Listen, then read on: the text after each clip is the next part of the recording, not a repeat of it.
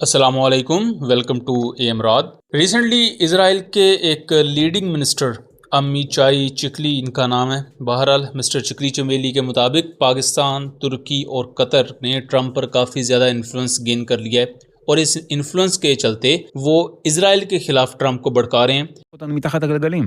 יפה, אז כאן אני חוזר ל-back to square one, ולמה שבאמת מטריד אותי, ולציר הזה, הציר הזה, בעיניי, מה שטראמפ הולך שבי אחריו, זה אחרי ההשפעה המאוד חזקה, שיש לקטר, שיש לפקיסטן לצערנו, לטורקיה, ואני חושב שכן יש לו בליינד ספוט, וזה אירוע שהוא מבחינתנו אירוע, מאוד מאוד מאוד בעייתי, בליינד ספוט לגבי הנושא של מה מניע, הוא לא מבין את המרחב, הוא לא מבין את המנטליות. ומה מניע את אמיר קטר, וזה שהם בסופו של דבר מתעתעים בו. באמצעות כסף, אני אגיד לך מה, אנחנו ניקח... खास तौर पर अगर आपने ट्रंप के रिसेंट कुछ बयान देखे हों तो उन्होंने इसराइल की जो बॉम्बिंग है लबनान के ऊपर उसकी मुखालफत की खुल के।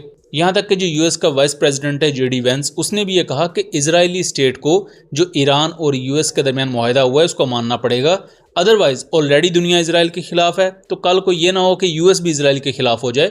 और ट्रंप ने भी यही कहा कि बगैर अमेरिका की मदद के इसराइल कुछ भी नहीं है, इसराइल सफ़े हस्ती से ही मिट जाएगा अगर अमेरिका उसकी मदद ना करे।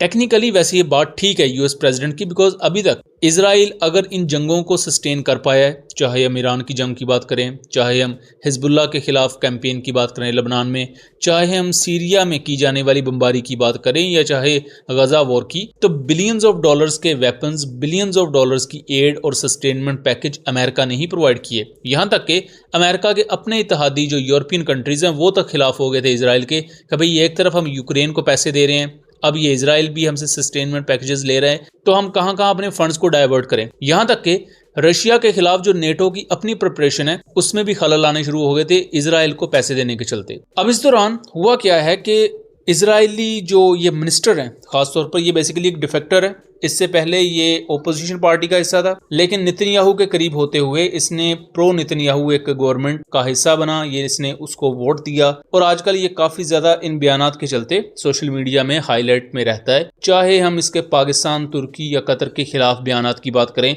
या यूरोपियन कंट्रीज़ को लेकर प्लस इस्लाम के बारे में भी इसके नेगेटिव व्यूज़ काफ़ी ज़्यादा सोशल मीडिया पर रहते हैं। सबसे ज़्यादा अहम चीज़ ये है कि पाकिस्तान और तुर्की के दरमियान जो बढ़ता हुआ डिफेंस कोलैबोरेशन है, इसके साथ साथ अब कतर भी चूँकि काफ़ी ज़्यादा इंस्पायर है पाकिस्तान और सऊदी अरब के डिफेंस कोऑपरेशन के साथ, पाकिस्तान और तुर्की के दरमियान जो डिफेंस कोऑपरेशन एग्जिस्ट करता है उससे, तो रिपोर्ट्स तो यहाँ तक क्लेम करती हैं कि कतर भी फ्यूचर में पाकिस्तान तुर्की के साथ एक स्ट्रेटेजिक मुआहदा साइन कर सकता है।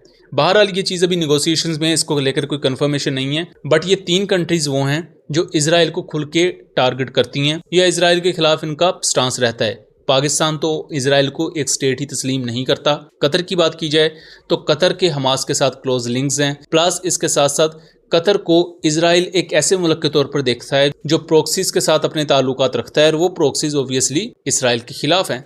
इसी तरह अगर तुर्की को देखा जाए तो गजा वॉर के बाद इसराइल और तुर्किया के दरमियान काफ़ी ज़्यादा टेंस सिचुएशन रही। टर्किश प्रेसिडेंट ने खुलकर इसराइल के खिलाफ बयानात भी दिए और यहाँ तक भी रिपोर्ट्स आई कि इजरायली फाइटर जेट्स ने टर्किश बाउंड्रीज को क्रॉस करने की कोशिश की, बट वहाँ टर्किश एयरफोर्स ने उनको इंटरसेप्ट किया, इजरायली F-16 को। लेकिन अगर फ्यूचर की वॉरफेयर को देखा जाए, फ्यूचर की डिफेंस प्रोडक्शन को देखा जाए और फ्यूचर की टेक्नोलॉजिकल प्रोग्रेस को देखा जाए तो इस वक्त एक ऐसा इक्विपमेंट है जो तुर्की बना रहा है, उसमें कई मुस्लिम कंट्रीज इंटरेस्टेड हैं। और मैं यहाँ बात कर रहा हूँ तुर्किया के कान स्टेल्थ एयरक्राफ्ट की।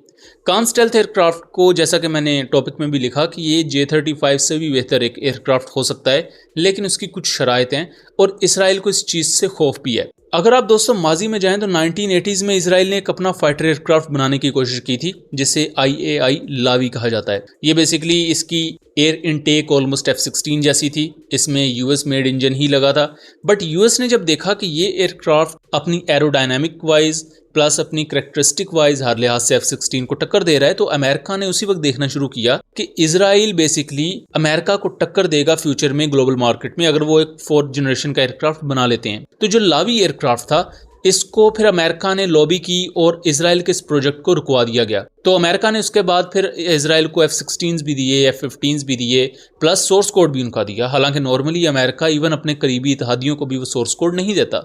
इसी वजह से इजराइल अपने तमाम जो इंडिजिनस वेपन्स हैं उनको अपने F-16 पर माउंट कर लेता है। अभी भी अगर देखा जाए तो इजराइल के पास अपना कोई स्टेल्थ एयरक्राफ्ट नहीं है और मॉडर्न वॉरफेयर में फाइटर जेट्स की अहमियत, ड्रोन्स की अहमियत बहुत ज़्यादा है। इवन जो मैन अनमैन टीमिंग है उसमें एक फाइटर एयरक्राफ्ट या मैन्ड एयरक्राफ्ट ही आगे ड्रोन्स को कंट्रोल कर रहा होगा और उन्हीं ड्रोन्स को आगे वो भेज के मुख्तलिफ ऑपरेशन सरंजाम दिलवाएगा। तो इस लिहाज से इजराइल के पास अपना कोई इंडिजिनस 5th जनरेशन एयरक्राफ्ट नहीं है और अमेरिका उन्हें बनाने भी नहीं देगा, क्योंकि अमेरिका कभी भी अपना कंपेटिटर बर्दाश्त नहीं करता ग्लोबल मार्केट में। उसके मुकाबले में तुर्किया एक स्टेल्थ एयरक्राफ्ट बना रहा है। अभी तक के लिए ऑफिशियल जो इसके पार्टनर्स हैं कान स्टेल्थ एयरक्राफ्ट के, वो हैं पाकिस्तान, आज़रबाईजान। लीड उसको तुर्की कर रहा है और टर्किश ऑफिशियल्स के मुताबिक पाकिस्तानी और आज़रबाईजानी इंजीनियर्स भी इस प्रोजेक्ट का हिस्सा हैं। इसके साथ साथ ये चीज़ भी कंफर्म हो चुकी है कि तुर्की इसकी एक्सटेंडेड प्रोडक्शन लाइंस खोलेगा, पाकिस्तान में भी दैन आज़रबाईजान में। लेकिन पाकिस्तान में जो इसकी प्रोडक्शन लाइन होगी वो एक बड़ी प्रोडक्शन लाइन होगी जिसका ना सिर्फ काम पाकिस्तान के लिए कान एयरक्राफ्ट को तैयार करना, बल्कि पाकिस्तान या इवन एक्सपोर्ट कस्टमर्स के लिए उसमें खास मॉडिफिकेशंस करना और इसके साथ साथ प्रोडक्शन रेट को बूस्ट करना ताकि जल्द से जल्द आप अपने एक्सपोर्ट ऑर्डर्स पूरे कर सकें। अभी तक के लिए Egypt, Saudi Arabia, Qatar, Indonesia जैसी कंट्रीज़ ने इसमें इंटरेस्ट शो भी किया है और इंडोनेशिया ने तो आई बिलीव इसके लिए एक मुआहिदा भी साइन किया है। अब कान एयरक्राफ्ट J-35 से बेहतर कुछ मामलात में हो सकता है, ये अब फ्यूचर पर डिपेंड करता है। बहरहाल ये एक आस्पेक्ट है, एक पहलू है। आप अगर J-35 को देखें तो पाकिस्तान को वो पहले मिल जाएंगे कान एयरक्राफ्ट से, और कान एयरक्राफ्ट का भी पहले 2 प्रोटोटाइप्स बने हैं। अब तुर्किया ने अपने फर्स्ट प्रोटोटाइप्स की परवाज़ें दोबारा से कंडक्ट करनी शुरू की हैं, उसमें आईसा रेडार लगा के, उसमें इलेक्ट्रॉनिक वॉरफेयर सिस्टम लगा के, तो एक अच्छी खासी प्रोग्रेस हुई है। सेकंड और थर्ड प्रोटोटाइप इस वक्त ऑलमोस्ट असेंबल हो चुका है और उनकी इनिशियल फ्लाइट्स भी अब एक्सपेक्टेड है बहुत जल्द। तो 2035 तक या हो सकता है उससे पहले ही 2030 तक ही हमें बहुत मेजर डेवलपमेंट्स देखने को मिलेंगी कान एयरक्राफ्ट में। अभी जो उसका इशू आ रहा है वो इंजन को लेकर है, जिस पर टर्किश एरोस्पेस इंडस्ट्रीज के जो CEO हैं मोहम्मद फारूक, उन्होंने यही कहा है कि तुर्की अपने TF-10000 इंजन पर काम कर रहा है और इनिशियली उसके सिंगल पीस मेटल या उसके जो क्रिस्टल ब्लेड्स होते हैं उसको लेकर तुर्किया काफ़ी ज़्यादा प्रोग्रेस कर चुका है। और कान एयरक्राफ्ट के लिए जो TF-10000 इंजन है ये इतना बेहतर होगा कि इसे सुपर क्रूज की कैपेबिलिटी देगा। अभी जो इसमें US इंजन F110 यूज़ हो रहा है उसकी वजह से ये सुपर क्रूज नहीं कर सकता। सुपर क्रूज होता है कि आप सुपरसोनिक स्पीड अचीव कर लेते हैं बगैर आफ्टर बर्नर इंगेज किए, क्योंकि अगर आप आफ्टर बर्नर यूज़ करते हैं वो जो आग का शोला से निकलता है तो उससे आपका फ्यूल बहुत जल्दी एग्जॉस्ट हो जाता है और जहां आपकी रेंज 1000 किलोमीटर थी वो कम होकर रह जाती है 800 किलोमीटर। तो आफ्टर बर्नर का ये एक नुकसान होता है। बहरहाल आपको स्पीड ज़्यादा मिल जाती है। लेकिन जो स्टेल्थ एयरक्राफ्ट हैं आज के 5th जनरेशन एयरक्राफ्ट, ये सुपर क्रूज कर सकते हैं, यानी कि आफ्टर बर्नर यूज़ किए बगैर ही ये सुपरसोनिक स्पीड अचीव कर लेते हैं, जिससे आपका फ्यूल भी बच जाता है और आपको ज़्यादा स्पीड भी मिल जाती है। अब कान एयरक्राफ्ट को लेकर पाकिस्तान को एज ये होगा कि एक तो पाकिस्तान ऑफिशियली इस प्रोजेक्ट का पार्ट है। पाकिस्तान इस पर ना सिर्फ अपनी इंडिजिनस वेपन सिस्टम्स को माउंट कर सकता है बल्कि टर्किश वेपन सिस्टम्स भी इस पर माउंट हो सकती हैं और इवन फ्यूचर में पाकिस्तान PL-16, PL-17 जैसी मिसाइल्स को भी इनमें इनकॉर्पोरेट कर सकता है जो कि चाइनीज मेड वेपन्स है, क्योंकि पाकिस्तान के पास इसका सोर्स कोड होगा, इसके IP राइट्स होंगे, इसका software A to Z Pakistan के कंट्रोल में होगा, जिसकी वजह से आप इस पर इंटीग्रेशन बेहतर कर सकते हैं और ये चीज़ ही कान एयरक्राफ्ट को ज़्यादा डेडली बना देती हैं J-35 के मुकाबले में। ऑल्दो कि J-35 भी तब तक इवॉल्व हो चुका होगा, लेकिन J-35 के लिए अगर आप इस तरह की मॉडिफिकेशन करवाना चाहते हैं तो वहाँ फिर आपको J-35 को चाइना लेकर जाना पड़ेगा और वो उसे मॉडिफाई करके देंगे। चाइना आपको J-35 का प्योर कोई सोर्स कोड नहीं देने वाला।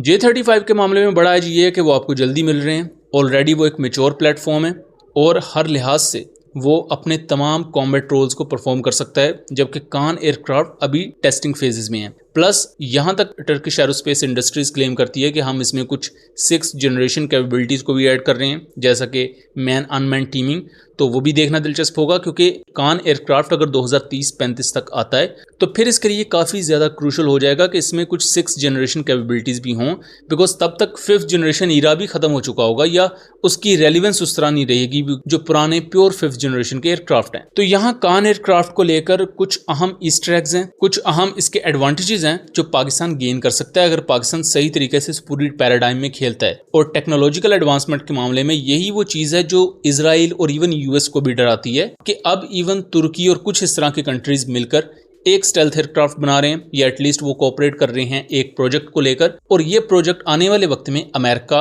और इवन जो अमेरिका के करीबी इत्तेहादी जैसा कि इजराइल है उनको बड़ी सरदर्द दे सकता है। सो दोस्तों, ये था एक एनालिसिस। उम्मीद करता हूँ चीज़ें क्लियर रही होंगी। वीडियो पसंद आई हो तो इसे ज़्यादा से ज़्यादा शेयर कीजिएगा ताकि इस तरह की मज़ीद इन्फॉर्मेटिव वीडियोज़ हम आपके लिए लेकर आ सकें। मिलेंगे अगली वीडियो में, तब तक के लिए अल्लाह हाफिज़।